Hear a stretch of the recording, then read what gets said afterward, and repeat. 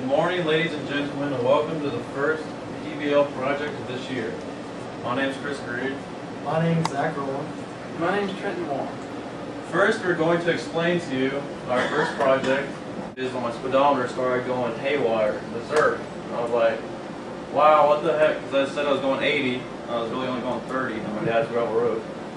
So the next day, I went to school, talked to Ron, told him my problems I was having. He said, well, Chris, you need a new alternator. And later on in the year, Ron and I started doing research on the hydrogen fuel cell.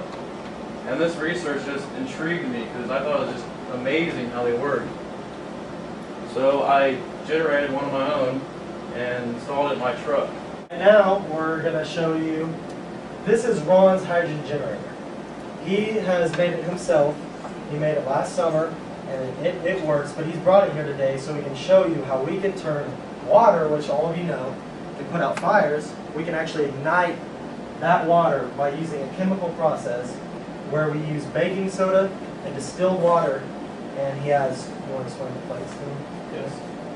Now we have this is the fuel cell right here.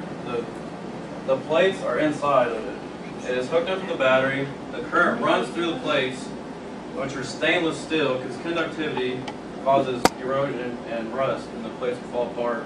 It's aluminum or something. So we use stainless steel. It works the best. When the current is running through the plates, you have a positive plate, negative plate, positive. The negative plates are what produce the hydrogen. Ron, when he first used it, he was down by Grand Lake, and he used the water from there. The water from down there is full of sulfur, and within minutes the water is pitch black. The reason it does that is because the conductivity with the sulfur or iron or whatever's in the water, it reacts and creates it black. So what works better is if you go to Walmart or somewhere and buy distilled water, because it's purified. It has no minerals in it at all. The baking soda, or the bicarbonate, is what creates more conductivity in the water. It creates more hydrogen. It increases the chemical reaction. Increases the chemical reaction. Wrong. The way it works is I have a tube running out of my generator, and it's hooked up to the intake in the engine. And what it does is sucks up all the fumes and hydrogen into the engine and burns it off, almost just like gasoline, which creates more horsepower, more torque, which gives you better gas mileage. It adds to the mixture of fuel, and the computer is controlling the amount of fuel that is going into the intake.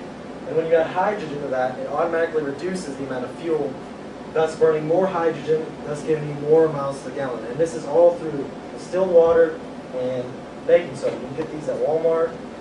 It's fairly cheap and it's efficient. And you only use a half a teaspoon or 1 teaspoon of baking soda per gallon of water.